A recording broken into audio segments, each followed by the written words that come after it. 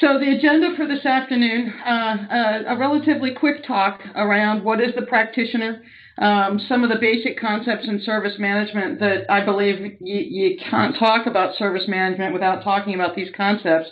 A little bit around being a consultant, and I'm not really talking specifically about being that commercial external consultant, but really being a consultant and an advocate for service management, those principles and the framework. And then the meat of the discussion is going to take place around the core concepts within this practitioner course. And then lastly, why do you need to have that ITIL practitioner? Next slide. So many of you have probably seen this diagram. This is the new diagram or the updated diagram by Axelos when they released the ITIL practitioner. You can see the ITIL practitioner sitting between the life cycle and the capability modules in the middle of the diagram. It's a great place for it. Axelos has told us in the syllabus that you only need an ITIL foundation to go ahead and pursue this ITIL practitioner.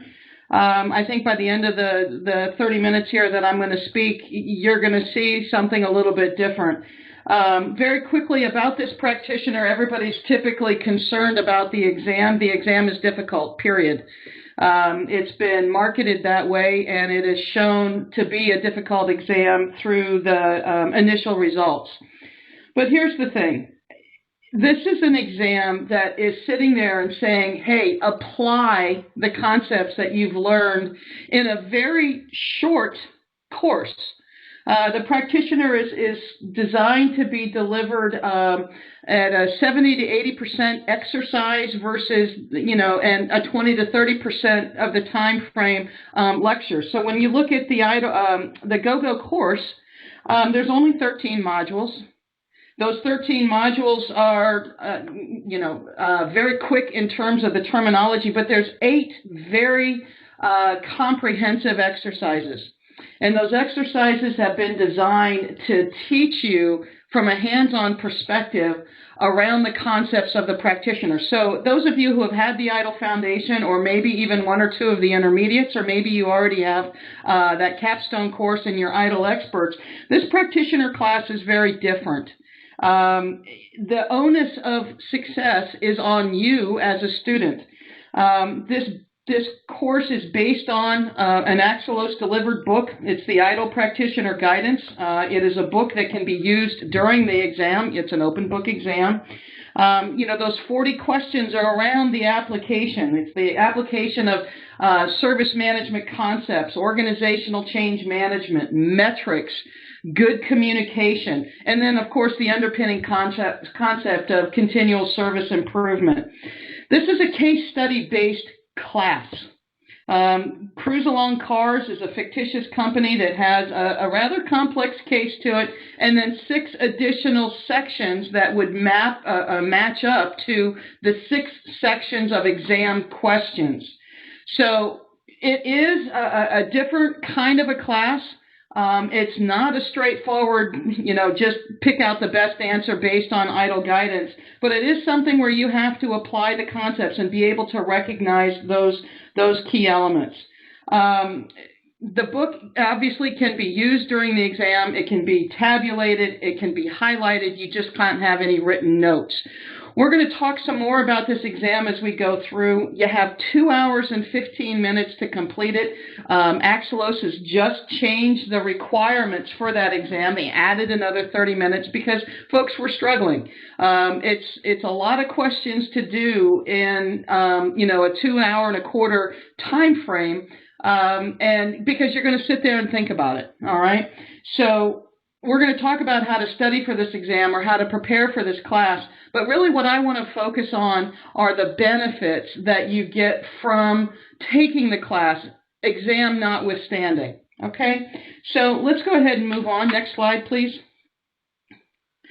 And we're going to get in here to the terms, and you may have quickly already read the terms that are on the slide, and you're going, oh man, I know those. But I've been teaching these classes for a number of years, and it never ceases to amaze me that people who have taken a number of classes, they still can't wrap their hands around the idea of what is a service. People will still tell me they want to implement ITIL. That's probably my number one pet peeve, in that you don't implement ITIL. It's impossible, because ITIL is a set of books. You adopt and adapt the principles. And that's the key phrase that you should be hearing from your foundation training all the way through to when you have achieved that ITIL expert. It's about adopting that mindset of service, having that service-oriented culture in your organization. It's not about the mainframe. It's not about the network, though it's typically network's fault when anything goes wrong, but it is about understanding what needs to be delivered so that the business, that the customer can be successful. So that's the idea of service orientation. When we talk about services, think about it. You go to a school, and the service is to gain an education. You go to a hospital, and the service is, it's healthcare, getting better. So what we want to talk about in that service is saying, how do we deliver value to that recipient in an effective and an efficient manner? We're delivering what they need, and they're willing to come back to get more. So we've used another term here now of value, and it's really about the benefits of using that service, and those benefits are delivered in a manner that the benefits exceeds the cost. Value is only really measurable, or is perceived to be there, when the benefit is higher than the cost of obtaining the service. And from your foundation class, we all heard of utility and warranty, fit for purpose, fit for use. Did we meet the requirements? Can we deliver under the agreed time, agreed constraints? That's what's going to be valuable. So now in the practitioner, we're going to put all three of those concepts together in a package that now says, oh, wow, I know what I'm doing here from an IT perspective in terms of delivering the functionality that customer requires. Now, under that delivery, we're always looking at whether or not we're effective. Have we met the objectives? And are we efficient? Do we have the right amount of resource to deliver that service, that process, that activity, whatever it is? We could also throw the word in economical. Again, getting the right price or paying the right price for those components that create that service. But really, it's about, are we effective and are we efficient? That is the underpinning mantra of service management. We have to understand what a service is. How does IT support the achievement of a business goal? Who are our customers? How do they, what is it that they want? And what is it that they value? So notice that the onus of service management is not within IT to decide. It is within the customer group that we have. The last little bullet here, the VOCR, this is an interesting concept, and this is the final foundational piece for the ITIL practitioner. So let's look at that separately. Next slide, please. So the VOCR is really an acronym standing for Value, Outcome, Costs, and Risks. Now, as a longtime consultant in service management, as a longtime educator, we run the risk of only looking at a single piece. For example, as an educator, what was the pass rate? It's like, okay, if they pass the exam, then that means I'm a good educator. And in reality, I don't believe that. That's one element. But can the person leave the class and actually utilize the skills that they've been taught? To me, that is the outcome that we want, and that's the outcome we want to measure. Can I do it cost effectively? Oh, there's a cost. Does the student walk away and say, wow, I've really learned something, and as a bonus, I have that certificate?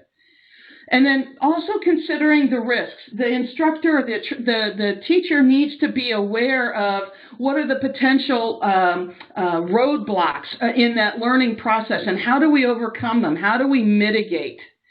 On purpose, I use this diagram in creating this deck because that wall that's there, those white puzzle pieces, that's the framework we have right now, and there's an obvious hole. The traditional ITIL training courses, they're so intense from that knowledge base, that understanding the concepts, the regurgitation of information. We really don't have a lot of time to get our hands dirty, even in the capability classes where we talk about, what are the skills and the activities that we need. We really don't have that umbrella feel of the practical side.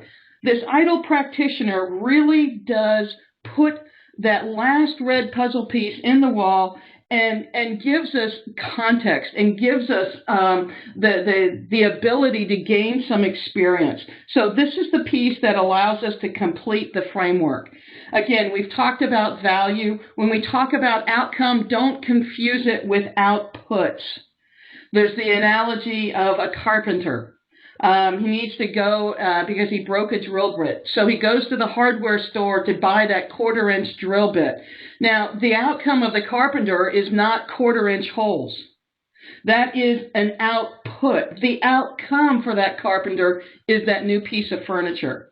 And that output, the 1/4-inch holes, is what's necessary to make it happen. When we talked about costs, we don't want to just talk about that initial cost. It's going to cost us, $150,000 to do X. Okay, good point, but what are we getting from it? What's the outcome? What are the risks involved in that $150,000 investment? And honestly, does it help us achieve the outcome that is customer and business driven? So we have to look at cost beyond just the dollar figure. And then lastly, with risks, what are the risks? How do these events or elements or possibilities, how are they going to influence or endanger the achievement of outcome? So as a consultant, and as I talk to students and as I work within industry, I see that there's been there is a risk that we focus only on one of the elements. And right now, when the economy is not the best as it can be, depending on your point of view, cost becomes the driver rather than are we delivering value and are we delivering the functionality that our customers require. So that's the underpinning piece. So when we get in there and we start looking at exam questions or we start looking at the exercises that we're going to be doing, keep these 4 elements in mind. What's the value proposition? What's the outcome? The costs? And how do we mitigate and manage risks? Next slide. So then that leads me into this idea of, hey, so you want to be a consultant. I've had many folks come to me, personally or send me an email or LinkedIn kind of a question and say, hey, I want to be a consultant. And I think, great. We have a passion for service management. We have an understanding of that adopt and adapt mentality. The consultant is the individual that can turn book knowledge into that street smarts. And honestly, I truly believe that a consultant can be internal to an organization as well as external to that organization, working in a commercial arrangement. But either way, look at the definition of a consultant. They give professional expert advice. That professional expert advice has come from a lifelong learning. It comes from exploring and diving into the knowledge of the area that they want to be a consultant in. So for a service manager, yes, you're going to be looking at those 5 volumes within ITIL. But you know what? Those 5 volumes, as great as they are and as comprehensive as they are, they've got holes. There's parts missing. And so you start looking at other service management frameworks, COBIT, Six Sigma, CMMI for services, project management methodologies, Prince 2 or PMI, and using the PMBOK, whatever it is. But it is the combination of putting in all of that information, which you're now adopting as your core knowledge, and then you're going to apply it to an organization, or apply it within your own framework, your own culture, your own thoughts and your skills and your strengths in how you manage or lead an initiative. And it's your experience that's going to drive your actions. You're going to know, hey, this is a great concept. This one is going to be useful in this situation. And it just gives me a thought of saying, wow, do you remember the schema that we saw, or the concept that we saw in the foundation class of DICWA? Data, information, knowledge, wisdom. So we have some data points, we give them a context, we move into information, we move that information into knowledge when we internalize it and we start interpreting. And then that data piece then becomes wisdom when we apply it to an action and create that decision. That's the consultant. This class, this ITIL practitioner class, the one that we're looking at from GoGo, is about taking or developing street smarts. It's taking the information, laying the foundation so that you can be a complete consultant. Because ITIL and service management is not just process design. And I'll talk some more about this on the concluding slide. But really, if you want to be a consultant far out, that is the fantastic thing to do. You have to have the passion. And you have to go out and gain the knowledge, not only within the processes that you're looking at, but also in what we're going to talk about next, which is the core of the ITIL practitioner. Next slide, please. So what does it take? What do you have to know? And those of you who've had a foundation or even an intermediate class, you know that the structure of this framework is built on the principle of continual improvement. We can use Mr. Deming and do the Plan, Do, Check, Act. We can also use the CSI approach, which is my preference. That continual service improvement approach, it's absolutely brilliant in its simplicity. I've used it from day one of my career within service management because it is so easy to understand, and most importantly, it forces you as a consultant, or you as within your Adopt and Adapt initiative, to start at what is the vision. Understanding what the organization needs or wants, what's their mission, vision, goals, and objectives, and then driving from that perspective allows us to be effective and efficient. The remainder of that CSI approach is, where are we now? Take that baseline. Where do we want to be? What's the outcome that we're trying to achieve? How do we get there? Find out what are the improvements that we need to make. Did we get there? Measure it to say we have definitive proof that we have met or we're working our way towards that goal. And then the last piece, which is the most important, is how do you keep it going? Look at it again. Am I improving enough? Do I need to make a change, or do I maintain status quo? That CSI approach from that ITIL practitioner perspective is really underpinning the core concept of the ITIL practitioner, which are these 9 guiding principles. These 9 guiding principles, there's truth there. And it's things that these long-term consultants, that the authors of the book, that, through their research, through their own experience, these are the principles that make up a successful Adopt and Adapt initiative. Very quickly, first of all, you got to focus on value. What is invaluable to the customer? Remember, the customer is going to define it. It's not up to the IT or the service provider to define what is going to be valuable. It's not like we walk up to the wall, throw over some functionality, and say, hey, good luck, this is what you get. Because we know how that works. That's traditional IT. It's never been a good fit. We want to design our services for the customer experience. How do we make it easy? How do we ensure that the functionality that they need is readily available in a format that they can use? We want to make sure that as we look for improvements, that we just don't throw everything away that we've had, but we start where we are right now. Because unless if you're an absolutely brand new organization, you're doing things right. You're an organization that is functional and viable in industry. Could you do things better? Absolutely. When you look to say do things better, what are we doing? We're improving.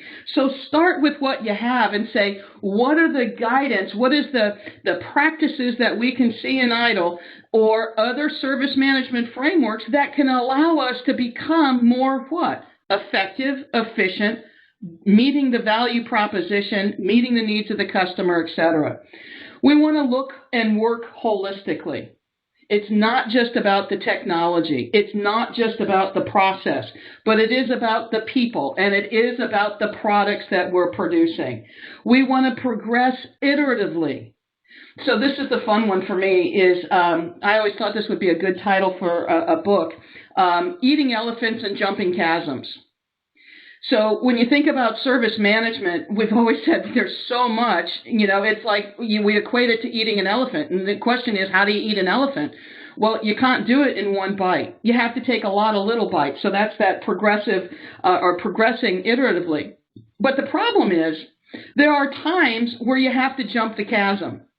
And you can't jump a chasm in more than one jump. Otherwise, we know that that's a doomed jump, right? That's a doomed effect. So we have to be able to understand the difference and say, wow, this is an elephant type of a change here, and this one is a chasm. We've got to just meet it head on and do it in one shot. So progressing iteratively. Observing directly is another guiding principle. Having people describe what they do versus observing what they actually do tends to be very different, and you need to have both pieces.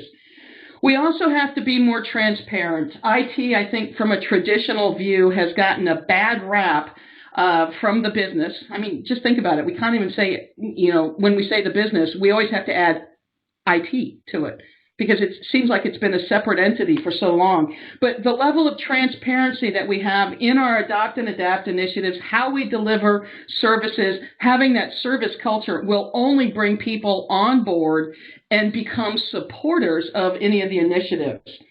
Collaboration is huge. This is not a one and done or a single person initiative. This has got to be getting the right people at the right time doing the right activities. And by the way, it's not just your supporters, it's the people who are resisting. Sometimes put that resistor as the number one go-to person of a new initiative, and you'll find out very quickly how that resistor will turn into a supporter and an advocate. And then the last guiding principle is keeping it simple. I think this is, an overused axiom, but it's the one that makes the most sense. We can get so complex in our process design and in our initiatives that we really forget the goal of where we're going. So keeping it simple, understanding what's the outcome that we're trying to achieve, and drive to that point. We don't need to have all the extra gyrations because I'm not sure, do they actually provide value? So going back to the values, outcomes, costs, and risks. So those are those guiding principles that we need to be there. And there's a lot of truth in those. The last three, these are the three main chapters in the practitioner book. We spend a lot of time talking about metrics. Well, metrics are definitely in the core 5 volumes, but there's not a lot of consistency. They don't tell you how to write a metric. They're not really describing the difference. And metrics are so important, those measures and metrics, because that's what's going to tell anybody definitively change has occurred or we've achieved some sort of an outcome. I'm not sure, and this is just me talking, I'm not sure the guiding principle of keep it simple is found in the metrics chapter because they do talk about 11 different types of metrics. And I'm not sure that every situation warrants all of them or that you have that complete spread. Remember that this is a framework and you adopt and adapt what will be most beneficial for your organization. We have a great exercise around metrics in the course that will describe all 11 types, and it gets you down the path of saying, oh, okay, I understand why we need this or why we don't need that one in this situation. So there are principles that are there, and again, adopt and adapt. Communication, not a strength typically of an IT organization or of a service provider for the most part, but communication is terribly important in terms of gaining and managing stakeholders. because you're going to need support. You're going to need, and we get that support through looking at organizational change, but that organizational change success is going to come from communication. We have to be involved, and remember that the stakeholders, they're going to define and influence your value, outcomes, costs, and risks. We have to have that communication piece of understanding what is valuable and what is it that the customer does want. So we can't do that by guessing. We really have to go out and talk to people. And then the last one, organizational change management. Again, a topic that's touched on very, very briefly in the service transition volume. Again, you have to have support and you have to change mindsets because you're going from a typical technically oriented culture to one where it's now service. It's what is it that we do to support you? How do we get you to come back? And, you're going to need help to make sure that Adopt and Adapt initiative is successful. So the principles that are presented in the practitioner are tried and true. They are very common. That if you took a psychology class when you went through college, Cotter, Kubler-Ross, all of them are talking about how do you manage change. Of course, Kubler-Ross is that grief cycle. Well, tell you what, when your job changes, you're going through a level of grief and you're going to need to understand how do I maintain the support of the people who are going to be impacted by the change the most. So we need to utilize those principles. And then lastly, just because we've talked about these three, guess what? That road of the diagram that we have here, it continues to go. It is not a one and done, and it's something that we would want to cycle back around and look at and say, do we need to make or maintain status quo or continue to change to be successful? Next slide. So why is it that you need the ITIL practitioner? And I put three concepts up here. These are the first three things that popped into my head. And it is about the development of practical skills. From teaching the 2011 version of ITIL since it was released, and including the 2007 version, we don't have a lot of time to get hands-on compared to version 2. We talk a lot of things. We talk about process design, but we don't really talk about, or we say it's important to communicate. We say that it's important to, think about change, but yet we don't get the time to actually do it. And this is the class that's saying you get the time. Remember what the ratio is. 20 to 30% of the total time is lecture. The rest of the time is activities. And I encourage you, even though that this is a computer-based class, to take the time to do the exercises. They are intense. They're made to make you work, and you'll get the benefit from taking the time to applying that information. I also think that this practitioner class gives you a level of confidence because anybody can walk in, and I think this was a very early on. People immediately went out and got that ITIL expert. They were hired, and then all of a sudden they realized they couldn't do anything. Here's a way to start playing in a safe sandbox where you can massage those concepts, work with them, see how they fit.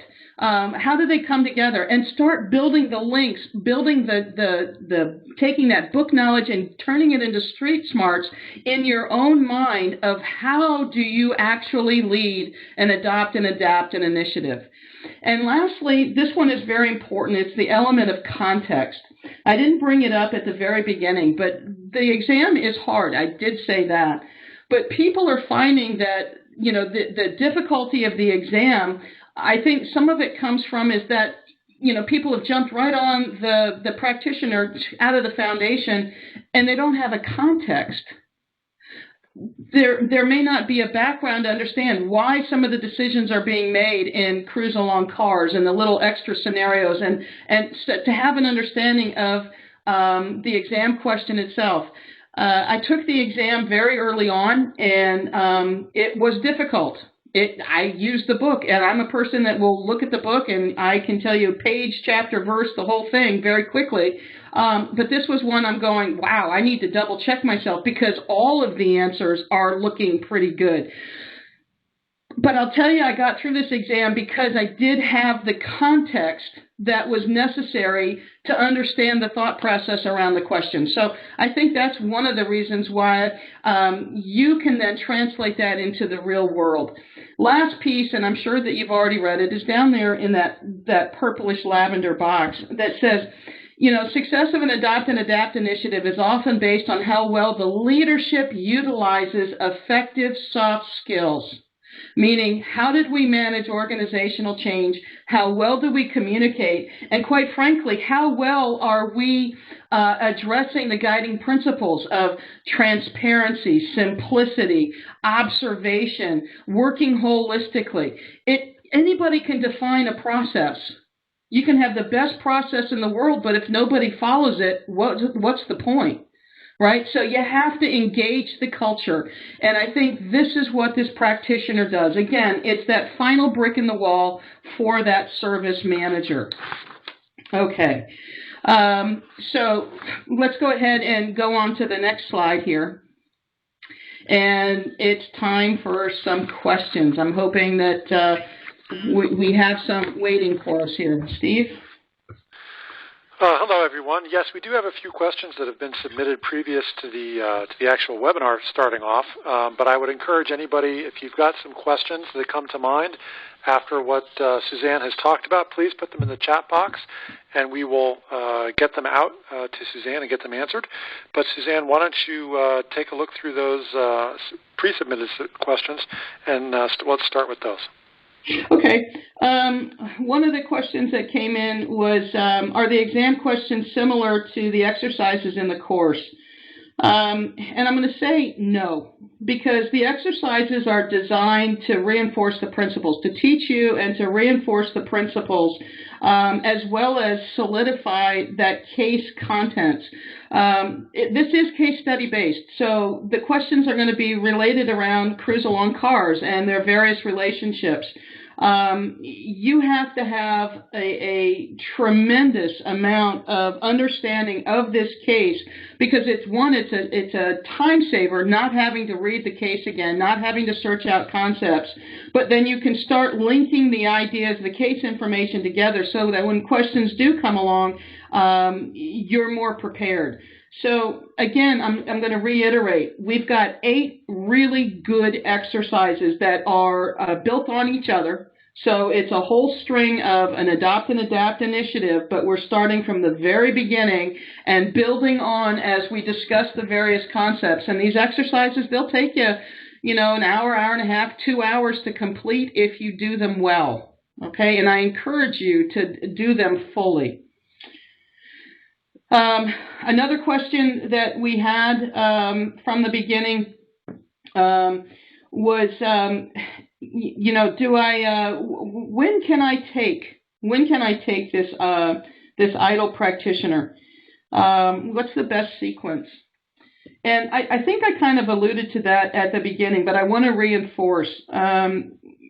You don't have to take an accredited training class to go after and sit this exam. And I say that not to say you don't need to look at GoGo. I am going to say that you're able to do it. That's the rule from Axelos. It is not the path that I would recommend, and I promise you, from the people who have taken this exam and failed, it is not their chosen path at this point either, because the exam is hard. Secondly, remember what my goal is as an instructor is to say, can you do something at the end of the instruction? It's not just about passing the exam. I think you have a great opportunity in this ITIL practitioner class to learn or to invigorate some skills that are necessary to be a successful consultant, to be a successful service manager. So when would you take this ITIL practitioner? Well, obviously you have to have the foundation class. I would ensure that you would have 1 to 2 intermediate classes before you attempt this practitioner, because it provides you context. I'll be quite honest, taking that exam, I have taken, of course, every ITIL intermediate class and MALC, all of the things. I've gone through multiple frameworks, and I'm telling you, I'm looking at this going, how in the world is anybody going to pass this without taking a class and without having context? So do spend, invest in the exercises, invest in the information. I think it's very, very important. Any questions on your side, Steve? Otherwise, I've got a few more here.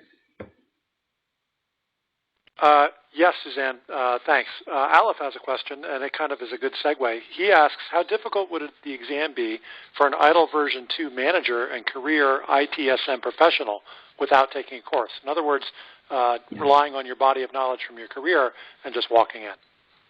I'm going to say this. I'm going to say it will be difficult. If you go out, and it sounds like whoever submitted this question, you have great experience. I have that V2 manager as well, and I think it was one of the best certifications that I ever had done, beyond my doctorate or something along that line. But that V2 manager demanded that you could do things. It demanded that you apply. Now, mind you, you only had 10 processes. Now we got 26. If you could you go in and do this exam? I would say yes, but it would be difficult because there's a specific language and a specific atmosphere, if I could use that word, in this practitioner. Spend the time, buy the book, read the book. I honestly don't know if you, and you could be the exception to the rule, so I don't want to turn you off on this. I would have a hard time guessing that you could pass the exam without having some of the core content that they discuss in this volume, under your belt or known. So it's not a route that I would advocate. Okay. Great. Thank you very much, Suzanne. We have an interesting chat message. Lori chimes in and says it was the hardest exam she's ever taken. Take the class. So we've got some people out there who concur, which is great. Yeah, Axilos advertises it as a hard exam. And I looked at that and I'm going, wow, that's pretty amazing that they say, oh, all you need is a foundation class, but we're going to make this exam really hard. And, you think about a foundation class and it's a 90% pass rate, and we really teach you how to pass that class. And, quite frankly, now we're going on another route, and it's very interesting. So one of the questions that I had received prior to this is saying, how much studying would I need to pass the exam? And my immediate response is, well, I don't know you. It's how many pieces of string does it take to get to the moon? And, it's one of those unanswerable questions. But this is what I will tell you. You have to know the book. You really have to know the concepts. Even if you've done the CSI intermediate course, that will help you. But there are many, many, many other concepts that are in this ITIL practitioner that are very different, and they're very subtle. Some of them are subtle. Some of them are a little bit more, dynamic in nature. But you really need to study until you're comfortable with the information. Remember that you can tab your book, that you can highlight it, can't write in it. You can use that book, but we all know that when you have an open book exam, they tend to be more difficult than a closed book.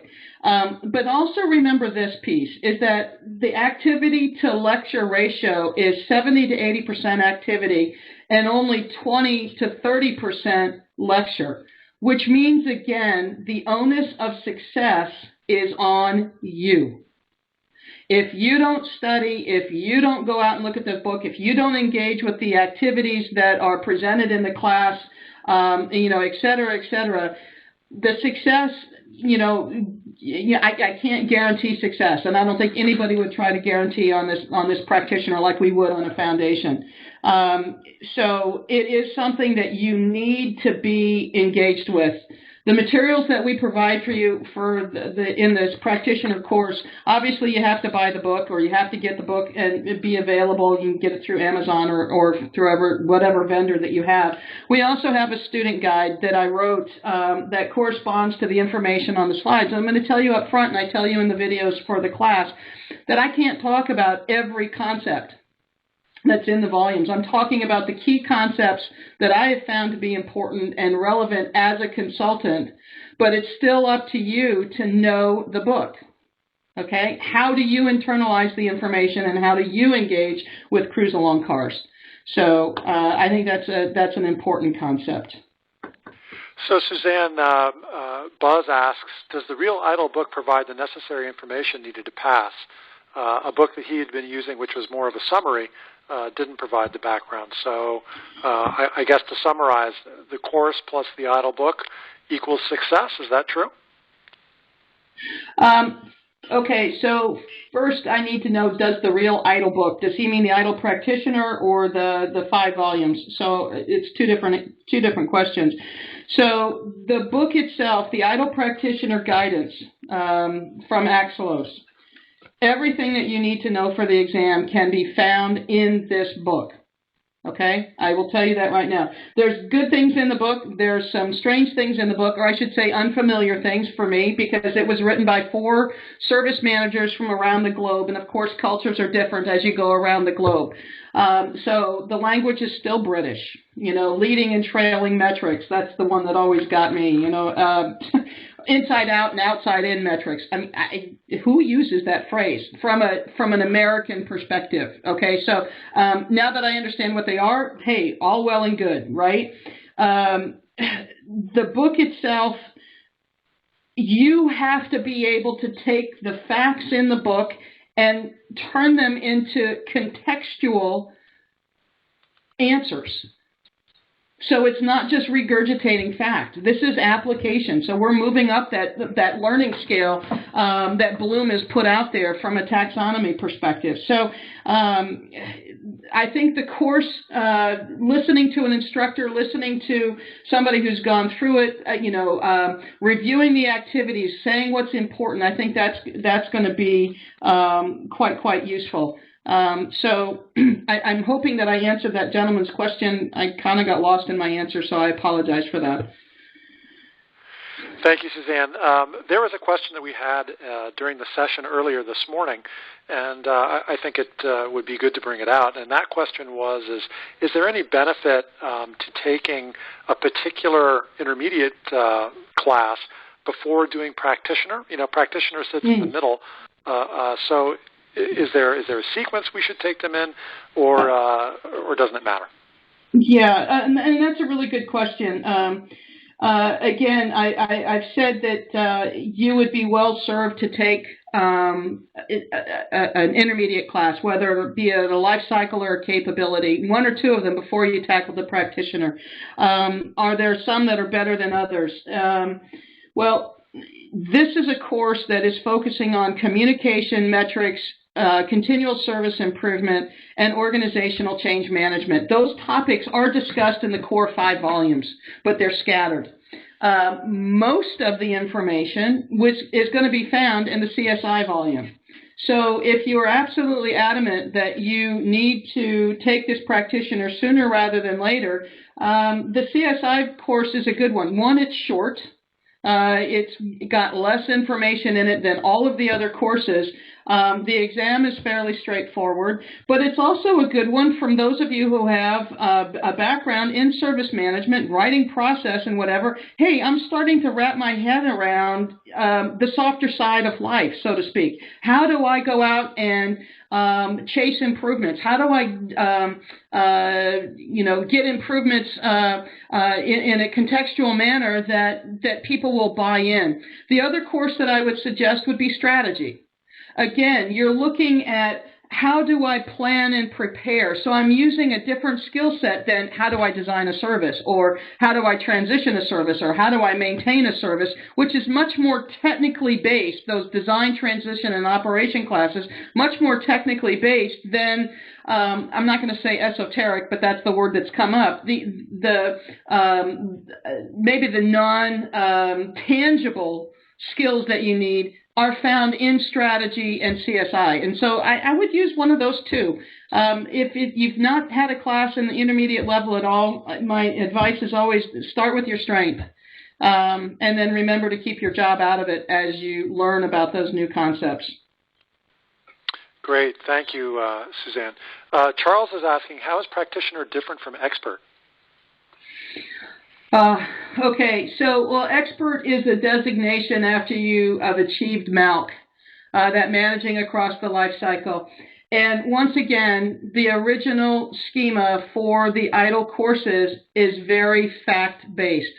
MALC is the first class that really does start talking about application, but they're not talking about these soft skills. They're talking about a lot of integration. What is the benefits, cost, risks? They're talking about the interrelationships and some of the more in-depth and detailed concepts around value and around service economics and those types of items. So this is very different because it demands that you apply in your learning cycle. MALC, again, is taking in the rest of the concepts that we have and, applying it to, micro, little caselets, so to speak. This is still very, very different. To me, this is much more hands-on, applying specific templates and tasks and activities that you would actually do. MALC is still looking at, esoteric concepts, even though it's much more practical than the other intermediates. I'm going to say night and day between MALC and practitioner, because MALC still demands that you memorize lists. And, I'm not quite sure that that's the greatest way to teach anything, is memorizing a list. I hope that makes sense.